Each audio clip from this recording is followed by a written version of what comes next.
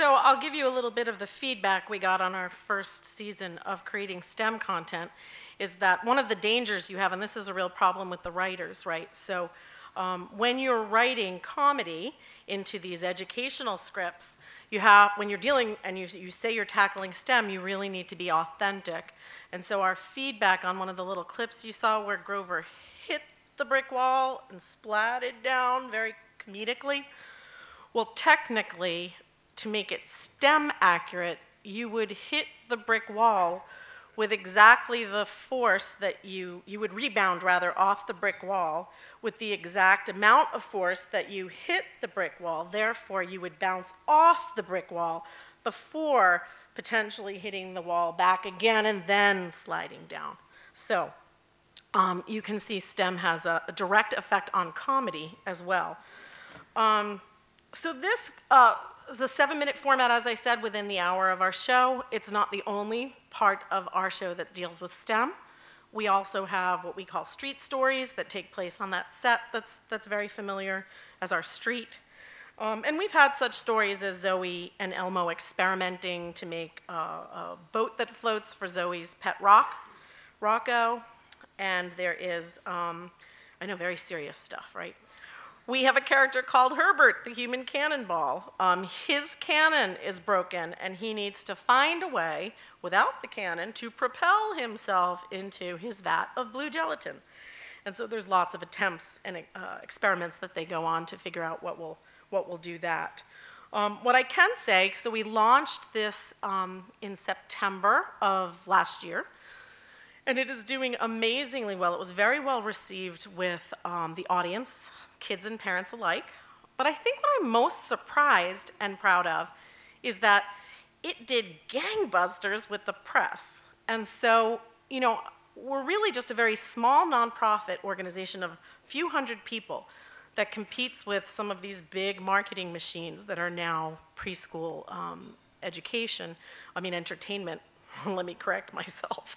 And so we cast a lot of celebrities on the show. Now that goes back to wanting to draw in the adults for the educational messages, but they serve a dual purpose in also getting us a lot of press, because the press will gravitate towards the celebrity appearances.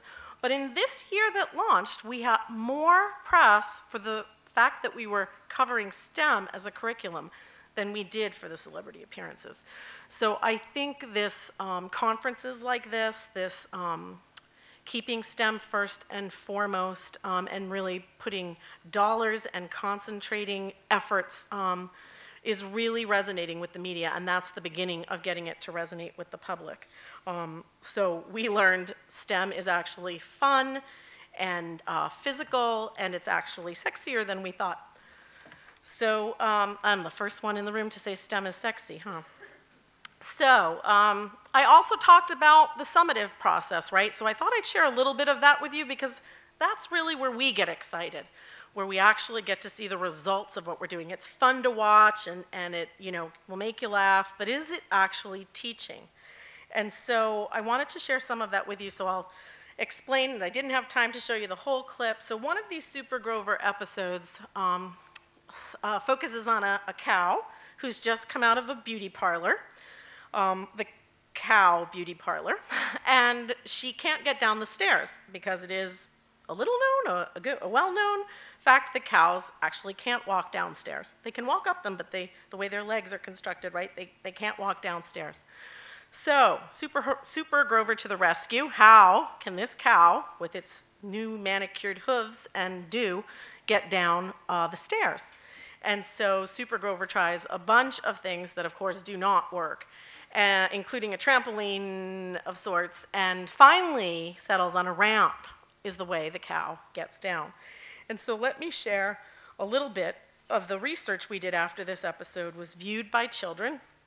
So we poll kids 3 and 4. We actually have a large viewing audience, 2 and under. They're very difficult to test for their verbal skills. So we rely on the 3 and 4s. And so the kids were shown, so we do pre-test and post-test. So before they watched the content, they were given 4 pictures. one of them being a ramp, and asked to identify it. And you can see there that though we break things down by income and age, the average was 40% of the kids could identify a ramp. And after having watched the episode, 74% of the kids could identify a ramp. So those are big numbers in statistical world, and that's what sort of floats our boat. And then you can see that, well, identifying a ramp is great, but we have higher expectations. We really want to know, can they articulate what a ramp is?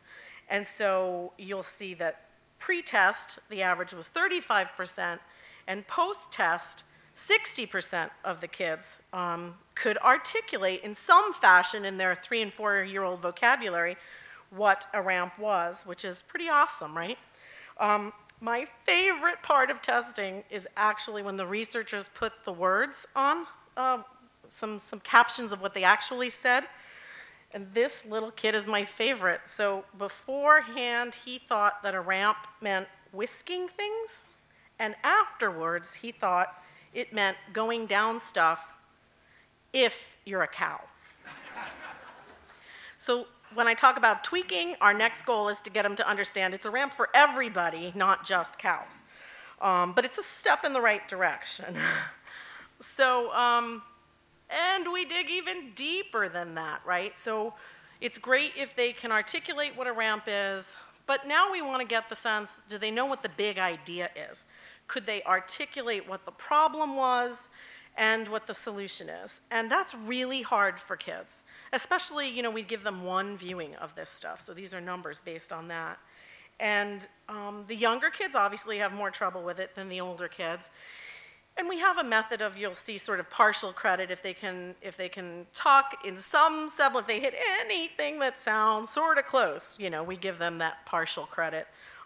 Because you really can see the difference, again, in pre and post tests. So we know these are really high numbers in our statistical evaluation world.